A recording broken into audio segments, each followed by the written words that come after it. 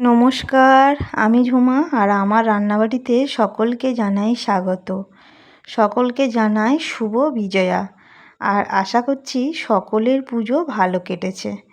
আজ সকাল থেকে রান্নাবান্না শুরু করেছি।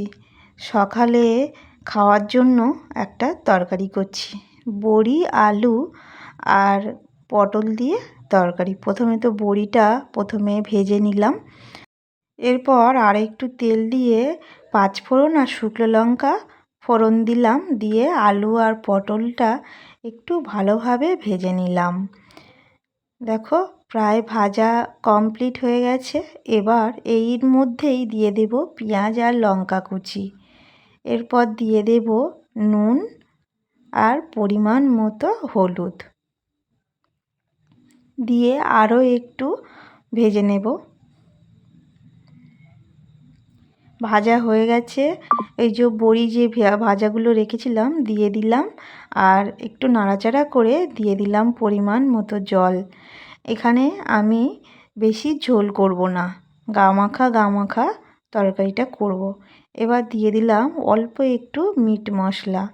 আর আমার সকালের খাওয়ার জন্য এই পটল আলু বড়ি দিয়ে নিরামিষ তরকারি রেডি হয়ে গেছে।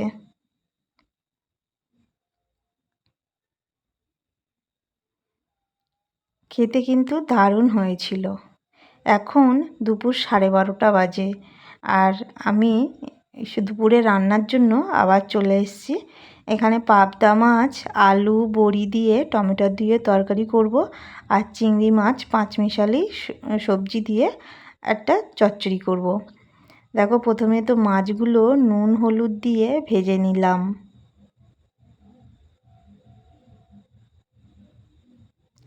আর এই বড়িটা আমার নিজের হাতের তৈরি বড়ি, কচু আর বিউলির ডাল দিয়ে বড়িটা করা, খেতে কিন্তু খুব সুন্দর। এরপর ওই তেলের মধ্যে দিয়ে দিলাম কালো জিরে আর কাঁচা লঙ্কা দিয়ে একটু নাড়াচাড়া করে নেব। এরপর দিয়ে দেব টমেটো কুচি, টমেটোটাও দিয়ে হালকা একটু নাড়াচাড়া করে নেব। এরপর দিয়ে দেব আলু। এখানে আমি দুটো মাঝারি সাইজের আলু ছোট ছোট করে টুকরো করেছি।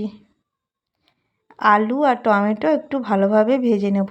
এবার দিয়ে দেব নুন হলুদ, দিয়ে দিলাম আদা বাটা, দিয়ে একটু ভালোভাবে কষিয়ে নেব।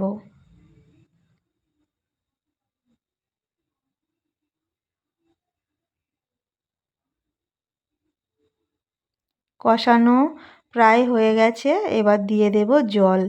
এখানে আমি বেশি ঝোল করব না, তাই সামান্য জল দিলাম, হাফ গ্লাস মতো। এবার ঝোলটা ফুটে উঠেছে, দিয়ে দেব বড়ি, দিয়ে ঢাকা দিয়ে রাখবো। এবার বড়ি আলু সিদ্ধ হয়েছে কি না দেখব। বড়ি দেখেই মনে হচ্ছে সিদ্ধ হয়ে গেছে, কারণ বড়িটা ফুলে উঠেছে, আলুও গলে গেছে। এবার দিয়ে দেব জিরে মরিচ ধনে মৌরি একসাথে বাটা, দিয়ে দেব মাছ দিয়ে আর একটু ভালোভাবে ফুটিয়ে আর নামিয়ে নেব। এই রান্নাটা করে দেখবে, এইভাবে খেতে কিন্তু খুব সুন্দর হয়েছিল।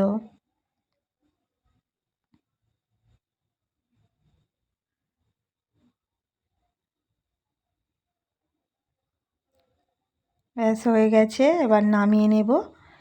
অন্য আর একটু তরকারি করার জন্য এখানে অল্প একটু তেল দিয়ে আর পুঁইশাক ডাঁটা দিয়েছি, একটু নুন দিয়ে ভেজে নিলাম। আর চিংড়ি মাছে নুন হলুদ মাখানো ছিল, চিংড়ি মাছটাও ভেজে নিলাম। চিংড়ি মাছ ভাজা হয়ে গেছে। অল্প একটু তেল দিয়ে তার মধ্যে পাঁচফোড়ন দিয়ে আর পেঁয়াজ দিলাম, পেঁয়াজটা হালকা একটু ভাজা হয়েছে। এই যে অনেকগুলো সবজি একসাথে কেটে রেখে দিয়েছিলাম দিয়ে দিলাম। এবার সবজিগুলো ভালোভাবে ভেজে নেব।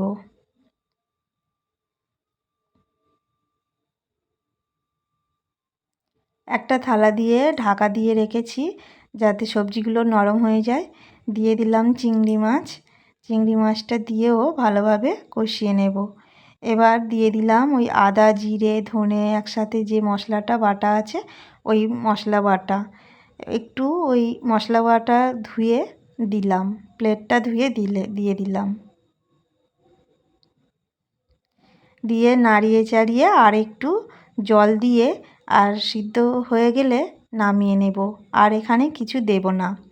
আমার রান্না কমপ্লিট। এই যে আর 3 রকম রান্না করেছি, খেতে কিন্তু দারুণ হয়েছিল।